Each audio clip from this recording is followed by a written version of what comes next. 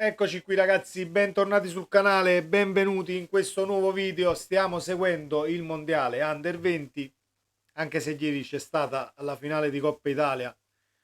Non ho potuto fare a meno di guardare l'Italia Under 20 contro la Nigeria, partita che poteva sancire il passaggio del turno per i nostri azzurrini, visto che hanno vinto con il Brasile 3-2 la prima. Non è stato così perché la Nigeria ha vinto 2-0, anche se il 2-0 è arrivato nel finale, però a livello fisico e a livello atletico ci hanno completamente sovrastato, diciamo la verità, ci hanno completamente sovrastato.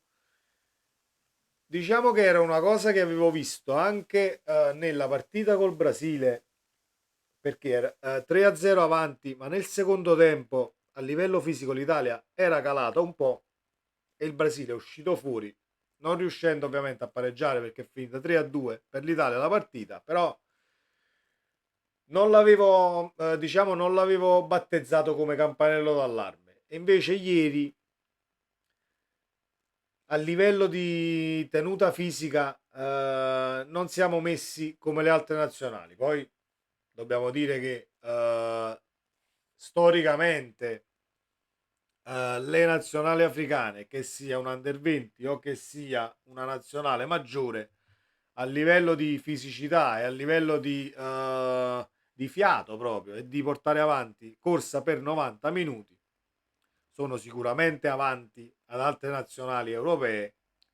Poi eh, possiamo andare ad analizzare l'aspetto tecnico, dove una nazionale europea può essere superiore, però a livello atletico siamo una spanna dietro e lo si è visto anche ieri nel mondiale Under 20, anche se dobbiamo dire che comunque i pupilli della nazionale italiana ieri hanno comunque fatto il loro. C'è stata una traversa beccata, due parate nel primo tempo importantissime del portiere della Nigeria, poi disattenzione, ma non è nemmeno una disattenzione, sull'1-0 comunque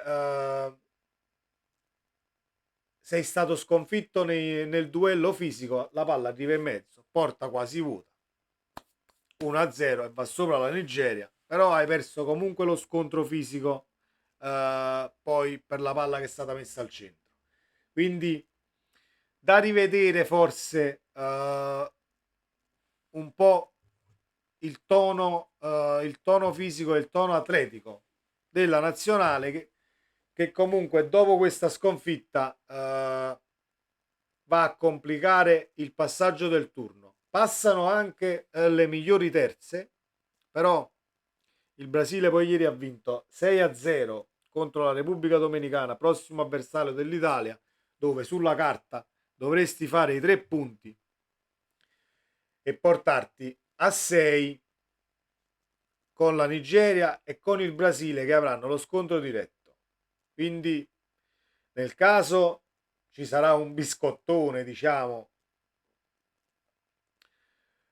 tra Nigeria e Brasile e il Brasile vince la partita, vanno a 6 Nigeria, Brasile e Italia, ovviamente portando a casa il risultato contro la Repubblica Dominicana, e bisognerà andare a vedere differenza reti. Comunque l'Italia credo che passi terza perché il Brasile ha vinto 6-0 e se andiamo a guardare la differenza reti, mo non sono sicuro se si va a guardare la differenza reti prima o gli scontri diretti, però si deve fare comunque una prestazione contro una Repubblica Dominicana che ha dato filo da torcere a una Nigeria, anche se la Nigeria ha meritato il 2-1 contro la Repubblica Dominicana nella prima uscita, però non ha avuto vita facile, quindi di facile non c'è niente, la partita va giocata. Poi si spera che la Nigeria vinca col Brasile, anche se il Brasile è la favorita, parte da favorita in questo girone. Difficile per la Nigeria, ma non impossibile, anche vista diciamo, l'aspetto tecnico messo in campo ieri contro l'Italia, perché non è solo fisicità, la Nigeria non è solo corsa, ma è anche identità di gioco.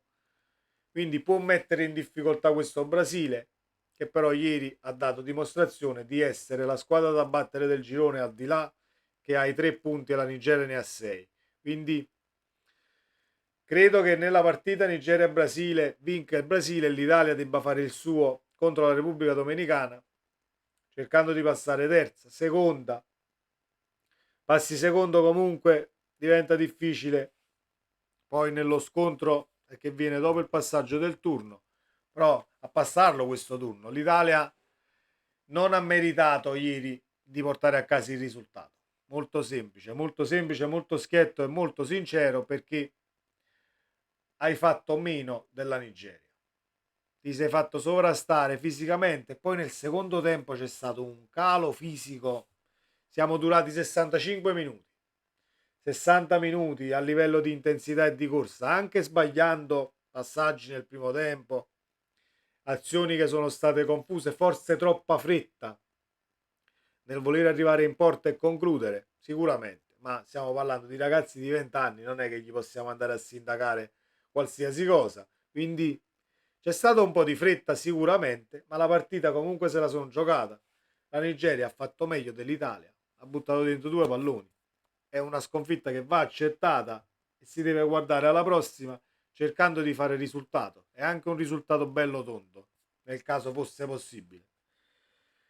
È un'Italia che fa ben sperare comunque per il futuro di questi calciatori, è un'Italia che non riesce però ad essere lucida per 90 minuti, non lo è stato nemmeno la Nigeria, attenzione, sono stati migliori dal punto di vista atletico, siamo d'accordissimo, però secondo me voi, perché in Argentina erano le 3 e ieri l'Italia giocava alle 8, alle 3 in Argentina, forse anche l'orario, il caldo può darsi, l'umidità, non lo so, fattori forse meteorologici hanno detto la loro, hanno potuto influenzare una prestazione a livello atletico, può darsi, però non stiamo qui a piangere sul latte versato, c'è un'altra partita da giocare, cari ragazzi, bisogna vincerla e poi si tireranno le somme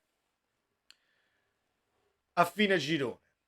Che non dimentichiamo che anche in passato l'Italia che ha vinto dei mondiali è stata ripescata migliore terza e poi è arrivata alla finale portando il mondiale a casa. Quindi una volta che hai passato il girone entra in gioco la fame di voler arrivare. Chi ha più fame vince gli scontri diretti, al di là degli aspetti tecnici e di una nazionale che può essere più forte di un'altra. Non è che si vanno ad azzerare, però vanno a diminuire ovviamente le certezze di una nazionale che è più forte di te nello scontro diretto. È la stessa cosa che si può verificare in un Manchester City-Inter. Il City è più forte sulla carta, però sono 90 minuti. Se io metto il cuore oltre l'ostacolo, ti mando a casa e vinco la partita. Molto semplice. Quindi è stata una partita che mi aspettavo diversa, che mi aspettavo almeno un pareggio. Non credevo di perdere il match. È andata così, testa, testa e sguardo in avanti dritto per questa Repubblica Dominicana nella prossima partita, cercando di passare il turno. Ragazzi, seguite l'Under 20 perché ci sono tantissimi calciatori che potrebbero già giocare adesso in squadre di Serie A. Ci vediamo nel prossimo video, ragazzi, sempre Forza Napoli, e non dimenticatevi di iscrivervi al canale.